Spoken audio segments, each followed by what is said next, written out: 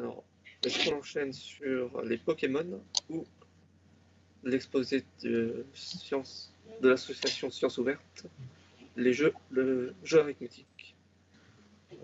Alors, c'est comme vous voulez. Pour l'école alsacienne, on peut passer pour les Pokémon si vous le souhaitez. Je pense que tout le monde est intéressé par cet exposé Pokémon. Alors, on va vous laisser la main pour ce deuxième exposé. Ok, alors je mets le partage. Donc, Donc de ce que j'ai pu voir sur le sujet, c'est un problème de Pokémon et de dresseurs qui cherchent à connaître leurs propres Pokémon. Alors, on va vous laisser faire votre exposé. Dès que vous êtes prêts, vous pourrez commencer. Bonjour. Donc aujourd'hui, on va vous présenter les problèmes intitulés les Pokémon. Donc tout d'abord, on va vous présenter le problème, en quoi il consistait. Puis on va vous expliquer quelle technique on a utilisée, qu'est-ce qu'on a trouvé comme réponse. Donc d'abord, on va vous expliquer comment on a divisé les joueurs. C'est pas une histoire avec des joueurs.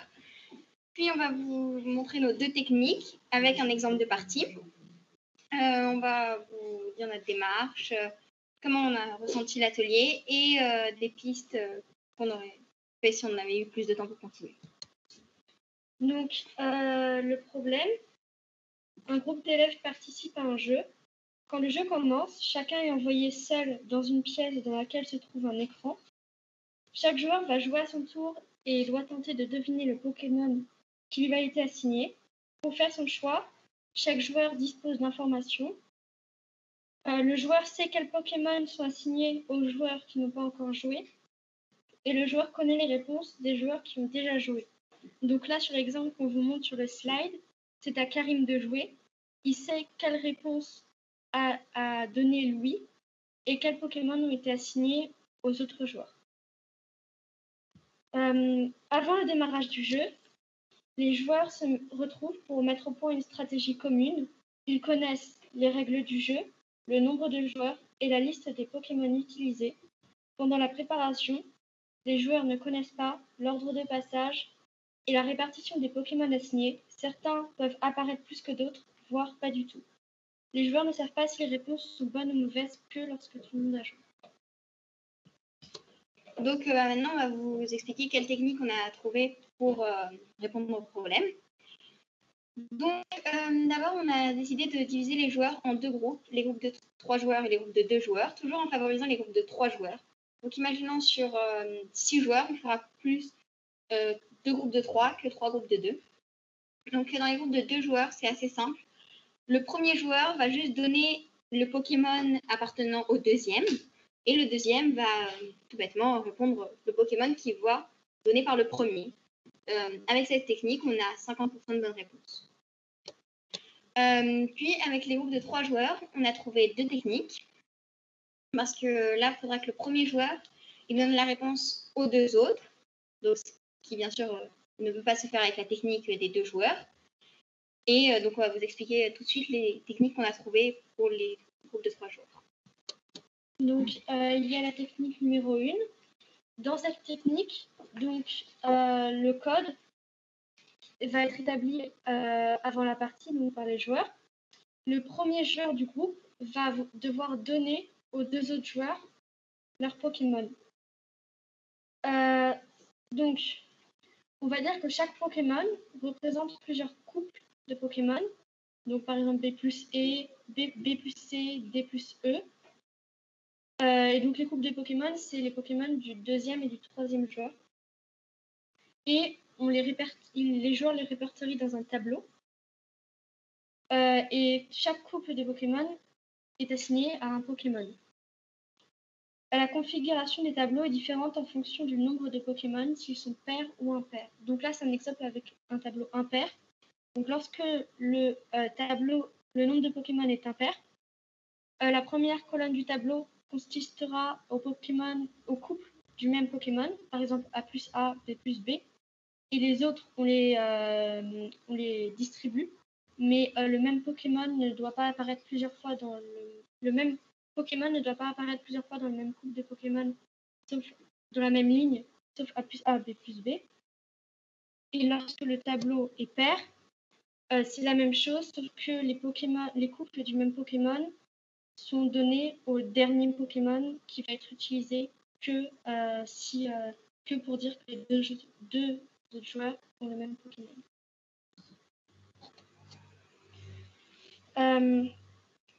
Pourquoi est-ce que ça marche? Cette technique marche car chaque couple de Pokémon n'apparaît qu'une seule fois dans le tableau. Et lorsque la première personne a donné le code, il n'y a qu'une seule possibilité pour les deux joueurs suivants.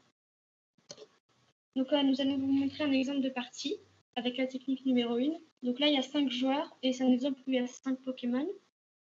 Donc on va mettre un groupe de 3 et un groupe de 2. Donc d'abord, c'est à Camille de jouer.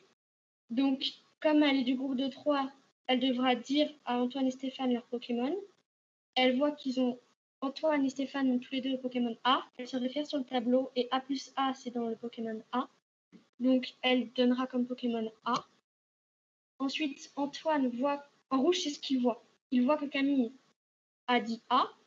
Donc, il se réfère dans le tableau et sur la ligne A.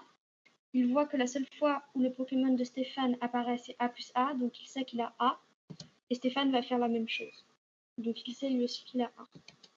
Ensuite, Louise va voir que Margot a E. Donc, elle va juste dire E. Et Margot va dire E, elle aussi. Là, il y a 3/5 de bonnes réponses qui sont assurées. Après, si les joueurs ont plus de chance, ils peuvent avoir plus de bonnes réponses.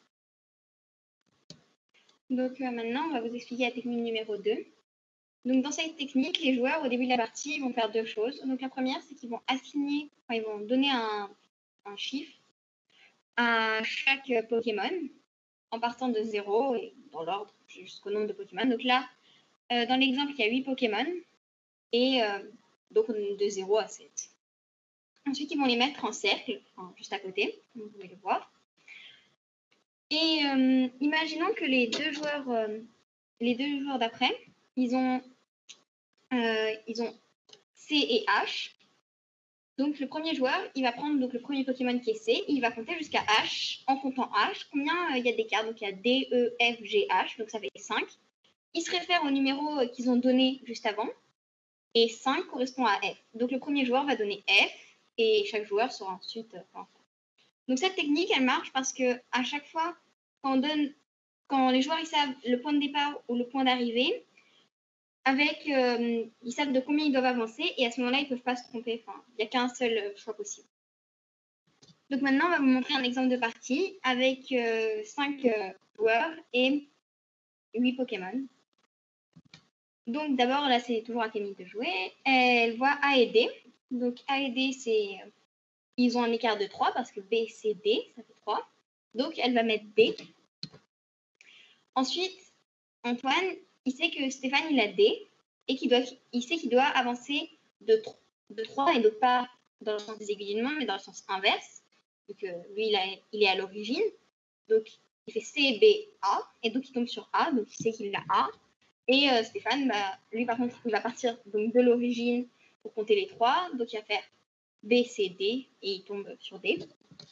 Et Louise et Margot, vu que c'est un groupe de 2, c'est comme pour le premier exemple de partie. Louise, elle va donner à Margot son Pokémon, donc H. Et Margot va juste répondre H. Donc là, on a aussi 3 bonnes réponses sur 5. Donc cette technique, elle est mieux parce qu'on n'a pas à faire des tableaux. Et faire des tableaux, c'est assez long. Donc c'est mieux.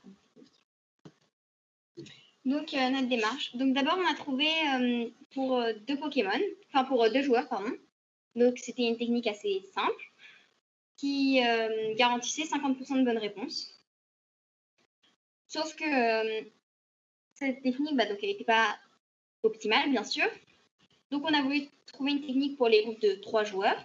Donc on a trouvé d'abord la première technique avec des tableaux. Et on a fait des grands et tout ça qu'on a répertorié dans un fichier Excel que vous pouvez voir en haut à droite. Et on est allé à peu près jusqu'à 12-13 Pokémon, sauf que ça devenait de très longs tableaux à faire. Donc on a trouvé la technique ensuite numéro 2, qui garantit un nombre de Pokémon quasiment infini, parce que c'est vraiment très simple à faire, pas du tout. Et voilà. Donc, notre ressenti. Au départ, nous pensions dans l'activité que nous ferions plusieurs problèmes. Mais du coup, on n'en a fait qu'un seul, mais ça nous a vraiment suffi puisqu'on a passé toute l'année dessus et nous avons beaucoup aimé l'activité. Donc, piste pour trouver une technique pour les groupes de 4 joueurs. Donc, si on avait eu plus de temps, on aurait continué, on aurait essayé de trouver une technique pour marcher avec les groupes de 4 joueurs et donc le premier puisse donner une réponse aux 3 autres. Et donc, si on avait eu plus de temps, on aurait utilisé la technique numéro 2 et on aurait peut-être pu additionner un autre joueur, mais bon, on n'a pas eu le temps de le faire. Donc, merci de nous avoir écoutés. Tac. Très bien. Bien, merci beaucoup pour votre présentation. Hop là, pardon. Donc il y a Thibautée qui nous dit que c'était très intéressant. Effectivement, vous avez mis en place des stratégies assez compliquées, assez sophistiquées pour pouvoir donner le plus d'informations entre les joueurs pour augmenter le taux de réussite qui était au départ avec la première technique de 50% à quelque chose de plus intéressant. Donc sur les groupes de 3, vous arrivez à avoir 2 tiers de bonnes réponses. Donc vous tendez à avoir 2 tiers de bonnes réponses sur des grands groupes, ce qui est quand même une sacrée prouesse. On va passer maintenant aux questions. Alors je vais attendre un petit peu si des gens ont des questions dans le chat ou si vous voulez lever la main, vous avez un petit icône en haut à droite avec une petite main et un petit smiley pour poser des questions. Pour indiquer que vous voulez poser des questions et on vous appellera pour poser la question et vous aurez juste à allumer la webcam et votre micro pour poser la question. Du coup,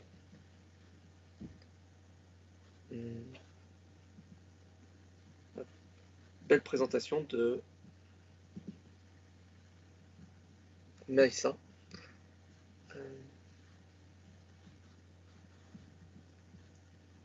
Donc, bon, toujours. Ah, si, quelqu'un lève la main.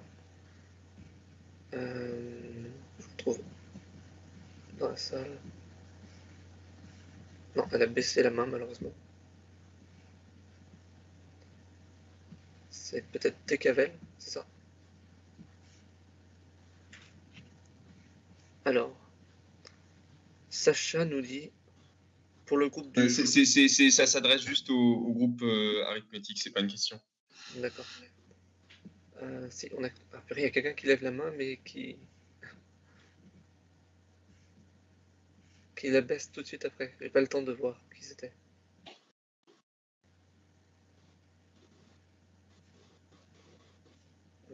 Bon, tant pis. Bon, je reste sur le chat et je verrai si quelqu'un pose des questions. Donc vous avez tenté de. Je n'ai pas bien suivi ce détail-là. Si vous aviez cherché un petit peu des stratégies pour 4 joueurs et vous n'aviez pas eu le temps d'en trouver, ou si vous émettiez juste cette piste, mais sans pour autant avoir pu investiguer dessus. On n'a pas trop eu le temps encore de commencer. Enfin, on n'a pas trop eu le temps d'y réfléchir, mais on a un peu vraiment commencé, mais vraiment un tout petit peu. Et on s'est dit, bah, c'est plus avec cette technique-là que la technique numéro 1 qui. Oui, la technique numéro 2 que vous avez présentée, effectivement, était intéressante car elle était plus efficace que la première et permettait d'associer plus de joueurs. Donc, c'est sûrement ça qui vous a conforté dans l'idée que on pourrait établir une technique avec 4 joueurs, peut-être avec 5, 6, et peut-être qu'à un moment il y aurait une limite. Et c'est cette limite que vous essayez un peu de mettre en avant en parlant de technique avec 4 joueurs.